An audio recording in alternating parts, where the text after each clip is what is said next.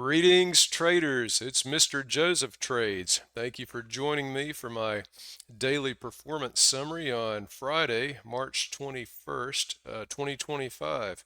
Fortunate to end up with green today, but did end up with green. So let's go over the day's performance summary, shall we? Let's start with TradeZilla. You can see I showed a profit of a little over $836. Day started off pretty rough for me, was in nearly $2,000 of drawdown, but I kept my wits about me and kept working the signals that I spotted and was able to close the day solidly in the green. I still have an issue with holding on to winners. I did a little bit better today. I had two trades that I held until they hit their take profit, but I had several others that I still closed out manually, and I left some points on the chart, as they say, some money on the chart. But it's an improvement over yesterday, so I figure if I can make incremental progress daily, that in a year's time I will be so much better than I am today. And that's my hope, is just to keep working every single day. So now let's take a look at the charts so you can see what I was looking at today. This is the 4-hour chart. Looks to me like this area that we've been discussing has held as a support level, and it did so again today. This is the candle from the 6 o'clock hour. You can see it wicked down, actually swept a little sell side liquidity here from a few days ago. And it sort of ranged today. Today was a rangy day, but at the end of the session, it had a nice bullish pop. So that's a good thing to see. Looks like we might be grinding back toward that EMA on the big time frame. We discussed that a few days ago, that could be a possibility. If we can get above this EMA and close above it, there's a chance that price could seek sell side liquidity all the way up here to the former all-time highs, which would be a good thing to see for everybody's retirement accounts.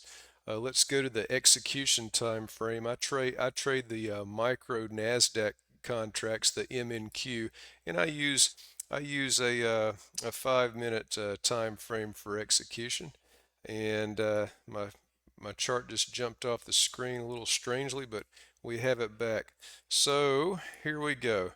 So in the overnight, well, actually pre-market, overnight it sort of ranged around. Pre-market, we had a bit of a bearish push, and at the open, you can see, I want to show you this. This was difficult price action for me to trade. Do you notice how these candles bodies overlap with one another, and that you have these doji candles, like it's not much body, but look at the huge wicks. And the same thing here, a lot of overlap and a lot of wicks both up and down. Price was grinding up in a bullish channel, and that was helpful to spot some opportunities, which is what helped me get back in the green after it started slowly grinding up. I find that channels are the toughest thing for me to trade, but today I did a little better on them than I ever have. So it's a learning process. One day I'll look at them just like a trend day and just recognize them and be able to handle them well. But my preference, and I'm sure everybody's preference, are the nice trend days. Unfortunately, trend days only happen about 25% of the time, according to the data that I keep. My stats show that range days happen about 54% of the time. Since I've been keeping track of this last July, that's been the case for the NASDAQ. So as you can see, we ground up in a bullish channel. We had a bit of a dump and sort of retested the start of the bullish channel. So Al Brooks might say this was a bullish spike in channel. A lot of times when you have a channel, there will be a two-legged pullback that will test the start of the channel. So it looks like this pullback tested the start of the bull channel. And after that, it shot up into yet another range for the second half of the session. And there were a few opportunities, as you can see by my chart workup. The red ones are sell opportunities, the green ones are buy. And of course, at the end of the day, we had a massive bullish push to some key levels. But that was the day. I was done trading by 2 o'clock today. I had had enough. Once I got into the green a fair amount, I knew it was time to stop for the day and not go for more. I've done that before and it's ended up in a disaster, so I didn't want to do that today. Finally, we will take a look at the account summary. Everything was green as you can see. I've got a new 25K eval that Take Profit gave me. I guess I've spent enough on fees over the past few months where they threw me a bone, but it's off to a nice start today. Not much, but at least it's positive. As far as the funded accounts go, we had this one was up about $72. I sort of like that. I told you yesterday that my funded futures to get a payout, you need 5 days of $100 or more. So far, I think I only have one or two, but yet my profit is nearly 600, which to me is good because when I have some good green days and I can finally request that payout, that's going to give me a bit more drawdown.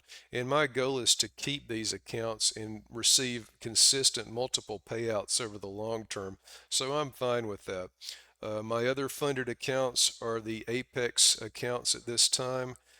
One more I got to tell you about. This is a good development. Apex, we had one that was up 79.18. This performance account was up 97.02.